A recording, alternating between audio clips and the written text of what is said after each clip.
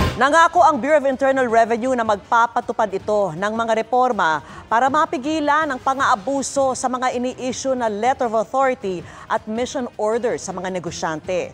Tinalakay kasi sa pagdinig ng Senate Blue Ribbon Committee ang mga sumbong ng umunoy pangingikil, pananakot at pangungurakot ng mga tauhan ng BIR gamit ang letter of authority at mission order. Ayon kay Senador Erwin Tulfo, may mga maliliit at malalaking negosyong nagpahayag ng pagkabahala na di umano makatarungan ang ginagawang tax assessment sa kanila. Dagdag pa ni Senador J.V. Ejercito, ikinukubra umano ng mga asesor ang 70% ng nakokolektang buwis at pinaghahatian pa umano ng mga tauhan ng BIR.